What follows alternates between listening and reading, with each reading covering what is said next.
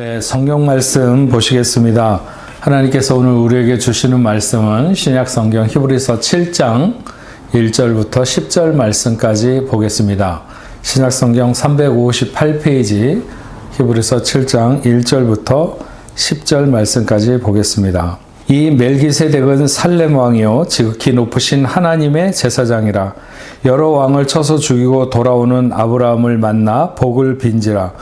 아브라함이 모든 것의 10분의 1을 그에게 나누어 주니라. 그 이름을 해석하면 먼저는 의의 왕이요 그 다음은 살렘 왕이니 곧 평강의 왕이요 아버지도 없고 어머니도 없고 족보도 없고 시작한 날도 없고 생명의 끝도 없어 하나님의 아들과 닮아서 항상 제사장으로 있느니라. 이 사람이 얼마나 높은가를 생각해보라. 조상 아브라함도 노략물 중 10분의 1을 그에게 주었느니라. 레위의 아들들 가운데 제사장의 직분을 받은 자들은 율법에 따라 아브라함의 허리에서 난 자라도 자기 형제인 백성에게서 10분의 1을 취하라는 명령을 받았으나 레위 족보에 들지 아니한 멜기세덱은 아브라함에게서 10분의 1을 취하고 약속을 받은 그를 위하여 복을 빌었나니 논란의 여지 없이 낮은 자가 높은 자에게 축복을 받느니라. 또 여기는 죽은 자들이 10분의 1을 받으나 저기는 산다고 증거를 얻은 자가 받았느니라. 또한 10분의 1을 받는 레위도 아브라함으로 말미암아 10분의 1을 바쳤다고 할 수 있나니 이는 멜기세덱이 아브라함을 만날 때에 레위는 이미 자기 조상의 허리에 있었음이라. 아멘. 네, 복내포 성도 여러분, 오늘 히브리서 7장에 있는 말씀으로 오늘 저녁에 저희가 함께 생각을 하려고 하는데요. 진정한 복을 구하는 아브라함에 대해서 살펴보고자 합니다. 히브리서는 멜기세덱에 대한 것을 잘 이해하는 것이 매우 중요합니다.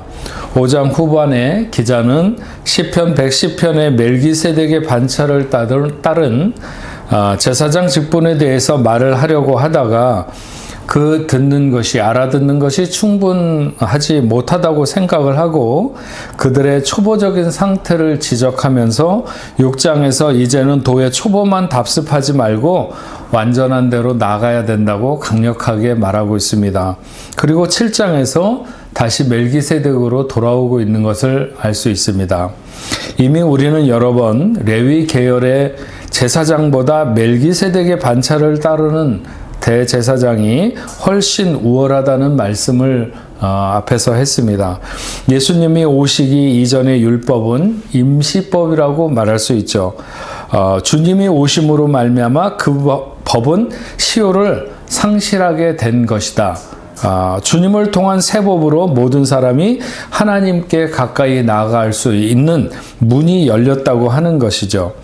레위 계열의 제사장직은 아버지로부터 아들이 물려받는 대물림으로 상속이 되게 되어 있습니다. 이러한 상속 자체가 제사장직의 불완전성을 드러내는 것이죠. 예수님은 죽음을 이기시고 부활하셔서 영원히 사시는 분이시기에 상속할 필요도 없고 후계자도 필요 없는 것입니다. 예수는 어제도 오늘도 항상 대제사장으로 계시는 것이죠. 레위 계열의 제사는 되풀이 되어야 됩니다. 그러나 멜기세덱의 반차를 따르는 예수님의 십자가의 제사는 단 한 번으로 완성되는 것이고 항구적인 것이죠.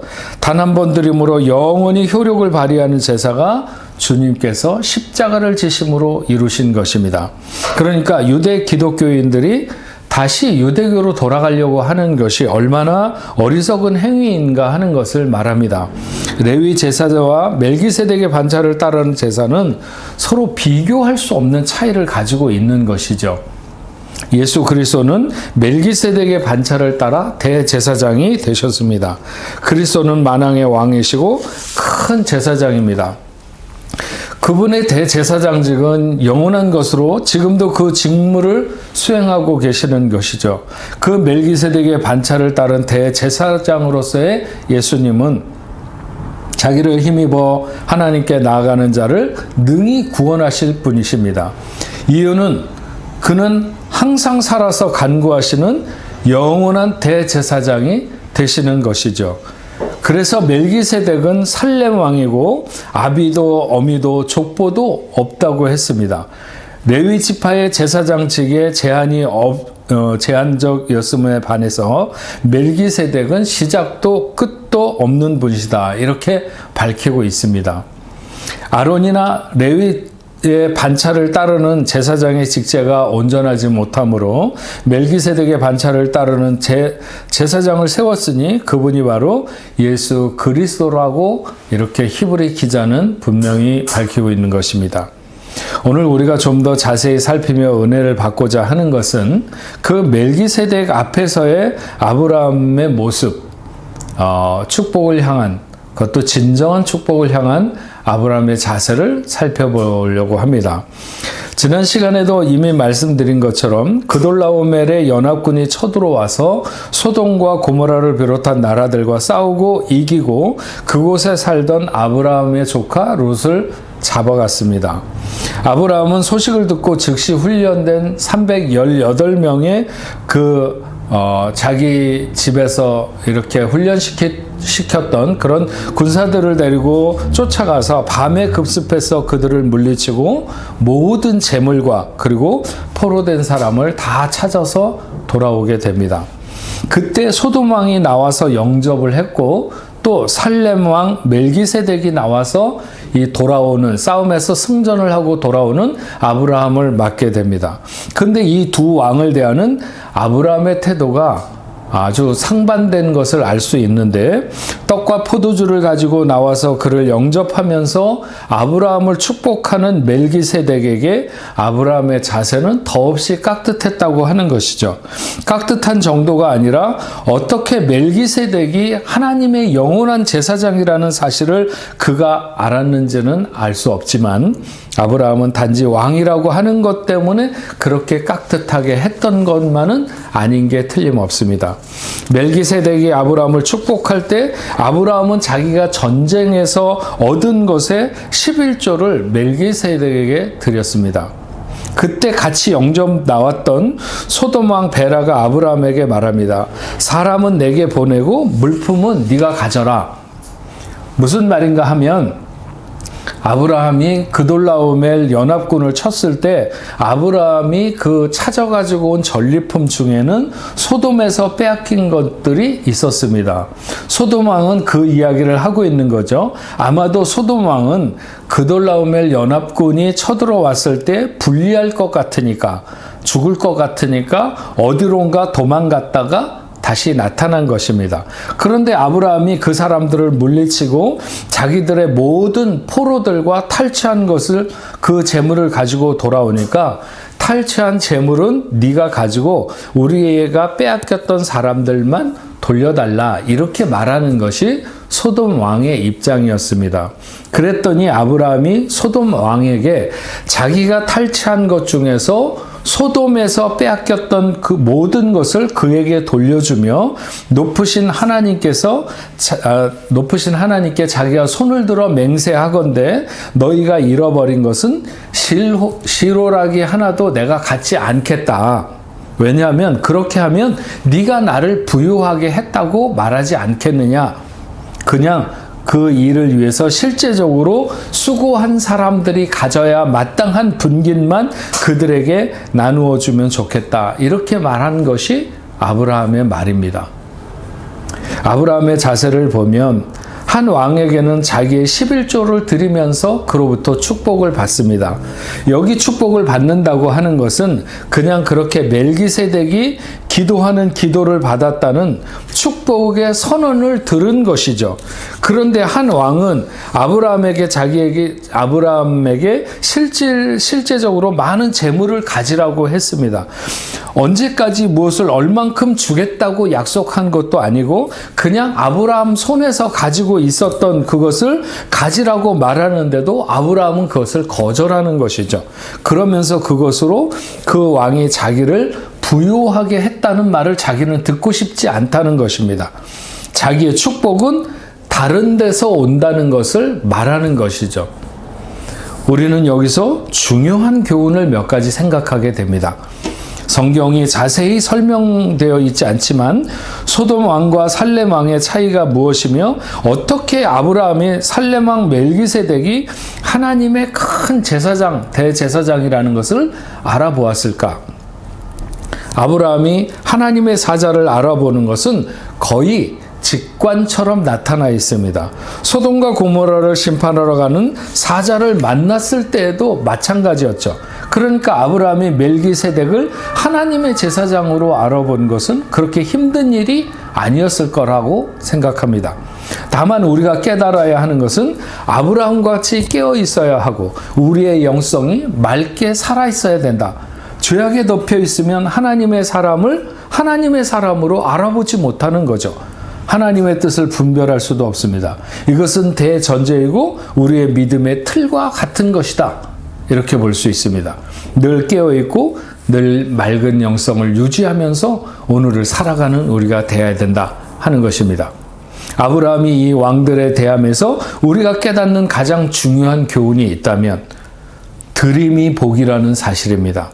아브라함은 소돔 왕의 재물을 받는 것을 거절하고 멜기세덱의 10분의 1을 드리며 대신 그가 베푸는 떡과 포도주의 축복을 받게 됩니다. 우리가 오늘을 살아가면서 이런 구분을 우리가 할 수 있는가? 축복된 자녀가 될 수 있는가 하는 것을 결정 짓게 되는데 아브라함은 드림이 복인 길을 택했습니다. 아브라함이 이런 드림의 자세가 결국은 이삭을 드리는 것에도 그는 마다하지 않고 순종하게 되는 것이죠. 소돔 왕이 아브라함의 가지라고 하는 재물은 그다지 문제가 있는 것은 아닙니다. 아브라함이 갖는다고 해서 누가 시비를 걸거나 네가 가지면 안 된다고 말하는 사람도 없습니다. 하지만 아브라함은 보이지 않는 곳에서 하나님의 이름이 가려지거나 하나님의 능력이 오해되는 것을 차단하고 싶어 했습니다. 단지 소돔 왕이 하나님의 자리를 그 모퉁이라도 차지할까 하는 우려에 그는 엄청난 재물을 그냥 놓아버리는 것이죠.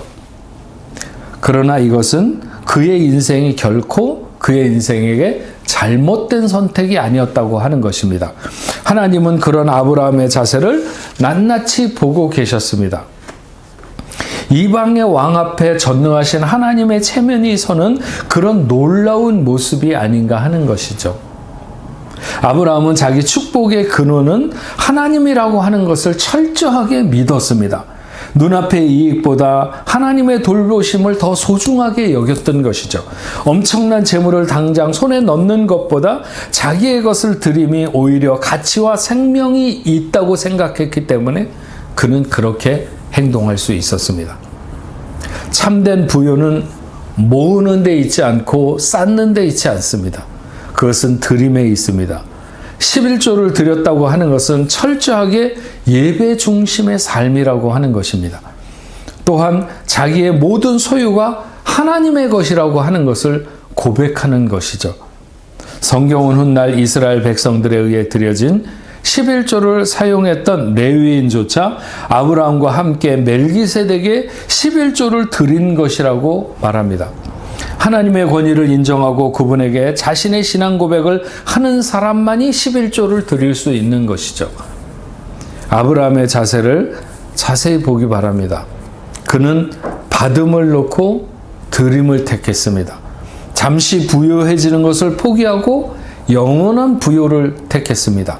사람이 주는 것이 아니라 하나님이 주는 것에 마음을 두었습니다. 오늘 말씀을 통해서 하나님께 11조 드림에 망설였던 분들은 시작해야 됩니다. 쉽지도 않고 단순하지도 않습니다. 하지만 11조를 드리는 사람과 그렇지 않은 사람은 하나님의 주권을 인정하는 것에서 다릅니다. 앞에서 말한 것처럼 그것은 예배의 삶을 중심인 사람들이고 자기의 소유가 하나님의 것인 것을 인정하는 고백의 사람들이라 이렇게 말할 수 있습니다. 말라기 3장 8절부터 12절의 말씀에 사람이 어찌 하나님의 것을 도적질하겠느냐. 그러나 너희는 나의 것을 도적질하고도 말하기를 우리가 어떻게 주의 것을 도적질하였나이까 하는도다. 이는 곧 11조와 봉헌물이라. 너희 곧 온 나라가 나의 것을 도적질하였으므로 너희가 저주를 받느니라.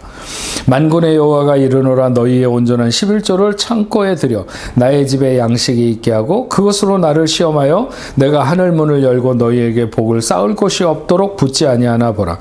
만군의 여호와가 이르노라. 내가 너희를 위하여 메뚜기를 금하여 너희 토지 소산을 먹어 없애지 못하게 하며 너희 밭에 포도나무 열매가 기한 전에 떨어지지 않게 하리니 너희 땅이 아름다워짐으로 모든 이방인들이 너희를 복되다 하리라. 만군의 여호와의 말이니라. 내가 하늘 문을 열고 너희에게 복을 쌓을 곳이 없도록 붙지 아니하나 보라. 얼마나 강력하고 분명한 말씀입니까? 아브라함은 이런 하나님을 알고 있는 것이죠. 드릴 것을 드릴 줄 알고 버릴 것을 버릴 줄 아는 자세가 중요합니다. 물질에 대한 우리의 영적인 태도가 뭘까요? 우리를 가장 많이 넘어지게 하는 요소가 바로 이것이죠. 고린도후서 4장 18절 우리가 주목하는 것은 보이는 것이 아니요 보이지 않는 것이니 보이는 것은 잠깐이요 보이지 않는 것은 영원함이라고 했습니다. 이런 고백이 늘 있어야 우리는 물질의 유혹을 이기면서 세상을 살아낼 수 있습니다. 히브리서 13장 5절 말씀에는 돈을 사랑하지 말고 있는 바를 족한 줄로 알라. 그가 친히 말씀하기를 내가 결코 너희를 버리지 아니하고 너희를 떠나지 아니하리라 하셨느니라. 많은 사람들이 좀 더 잘 살아보려고 여기저기를 떠돌게 됩니다. 우리가 이렇게 외국에 나와서 사는 것도 어쩌면 그 하나의 방편일지도 모릅니다. 그래도 우리는 시선을 하나님께 고정시키고 소돔 왕이 제안하는 물질에 눈을 돌려서는 안 되는 것입니다. 하나님을 떠나 부자는 하나님 안에 거하는 가난한 자와 비교할 수 없는 결과를 갖게 될 것입니다. 어떤 청년이 부자가 되고 싶은 간절한 욕망으로 당시에 가장 부자인 사람을 찾아갔다고 합니다. 그래서 부자가 되는 비결이 뭔지 저에게 좀 가르쳐 주십시오. 그런데 좀처럼 그 비결을 가르쳐 주지 않는 것입니다. 그래도 부자가 되고 싶었던 청년은 막무가내로 매달려가지고 졸랐습니다. 너무 귀찮아하던 부자는 청년을 따라오라고 하더니 밖으로 데리고 나가서 천길 낭떠러지가 있는 벼랑으로 이렇게 데리고 갔습니다. 거기 벼랑 끝에 나무가 한 그루 있는데 그 나무에까지 올라가서 매달리라고 하는 것입니다. 청년은 이해가 되지 않았지만 순종하는 자세를 보고 부자가 되는 길을 가르쳐 주려고 하나보다 이렇게 생각을 하고 무서움을 무릅쓰고 그 벼랑 끝에 있는 나무에 매달리게 됩니다. 그러자 부자가 이제 손을 놓으라고 하는 것이었습니다. 청년은 너무 기가 막혔죠. 손을 놓으면 보나마나 죽을 텐데 손을 놓으라니. 청년은 말했습니다. 부자가 안 돼도 나는 절대로 이 손을 놓을 수는 없어. 나더러 죽으라는 것이요? 그러면서 청년이 화를 냈습니다. 그러자 부자가 말했습니다. 바로 그것이 부자 되는 비결이요. 잡은 손을 놓으면 죽을 것처럼 당신의 손 안에 들어온 돈을 움켜쥐고 절대로 놓지 마시오. 그러면 당신은 틀림없이 부자가 될 것이요. 이렇게 얘기를 했다고 합니다. 이 부자의 부자 되는 가르침은 크게 틀리지 않을 것입니다. 그러나 우리가 그렇게 부자 되어서야 되겠는가 하는 것이죠. 성경은 부자 되는 비결이 하나님께 있다고 말합니다. 잠언 10장 22절에 여호와께서 주시는 복은 사람을 부하게 하고 근심을 겸하여 주지 아니하시느니라. 하나님이 복주고 복주며 번성하고 번성하게 하는 것으로 부하게 되는 우리가 되어야 될 줄로 믿습니다. 물질에 관한 분명한 태도를 가져야 됩니다. 하나님이 주시는 것만으로 부유하게 되기를 선언하는 우리가 되어야 합니다. 하나님은 우리를 책임지시는 것에 대해서 부담 갖지 않으십니다. 다만 우리가 아브라함처럼 그렇게 전적으로 하나님만으로 자기의 복의 근원으로 삼고 따르는가 하는 것이 중요한 것이죠. 아브라함은 하나님의 사람 멜기세덱을 만나면서 틀림없이 자기가 나갔던 싸움이 자기의 힘으로 이루어진 것이 아니라고 하는 것을 알았을 것입니다. 왜냐하면 아무리 오늘날의 국가와 같은 개념은 아니었다 할지라도 4개의 연합국으로 뭉쳐진 그 군대가 318명에게 속절없이 당할 수는 없는 일이거든요.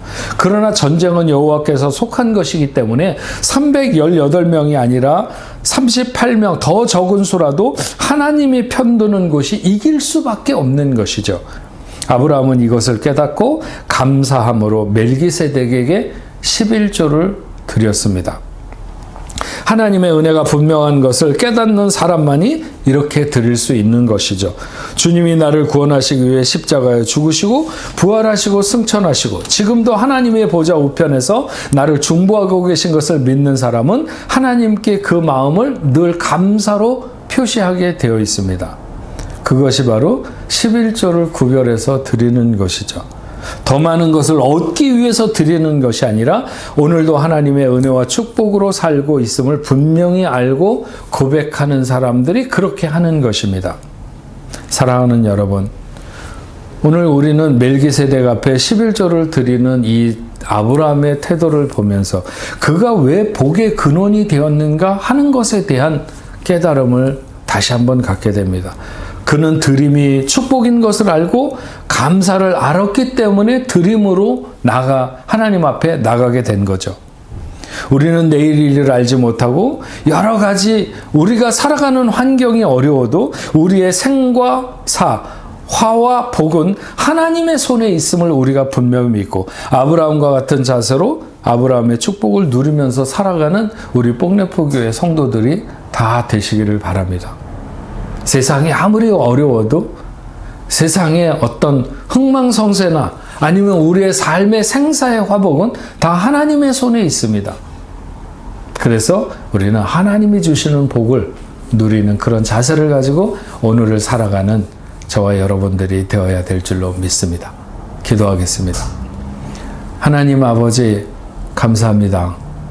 오늘 히브리서 7장에 있는 말씀을 통해서 아브라함이 정말 소돔 왕은 실질적인 물질을 제한했고 살렘 왕은 자기가 드려야 되는 그런 왕이었지만 아브라함은 후자에게 살렘 왕에게 멜기세덱에게 자기의 그 재물의 11조를 드렸던 것을 알 수 있습니다. 가지라는 재물은 안 갖고 오히려 자기의 것을 이렇게 드리며 예배하는 자로 하나님 앞에 섰던 그는 진정한 축복이 어디에 있는가 하는 것을 깨달은 사람이라고 생각합니다. 우리들도 세상을 살아가면서 이 정도의 해안과 이 정도의 영성이 뒷받침될 때 우리는 과연 하나님의 복을 누리며 살아가게 될 줄로 믿습니다. 하나님, 우리 뽕래포 교회 성도들 흩어져 있는 그 삶의 현장에서 저들이 오늘 이 시대를 바라보며 절망의 한숨을 깊게 쉬는 것이 아니라 오히려 이런 어려운 가운데서 눈을 들어 주를 바라보게 하시고 주만이 나의 힘이고 능력이고 또 축복이 되는 것을 고백하며 살아가는 뽕래포교회 성도들이 다 될 수 있도록 주여 도와주옵소서. 경제적인 어려움이든지 건강의 어려움이든지 아니면 세상을 살아가는 그 어떤 환난과 어려움 속에도 두려워하지 아니하고 우리 복의 근원 되시는 주님을 바라보며 따라갈 수 있는 뽕래포교회 모든 성도들이 다 되게 하여 주옵소서. 예수님의 이름으로 기도합니다. 아멘.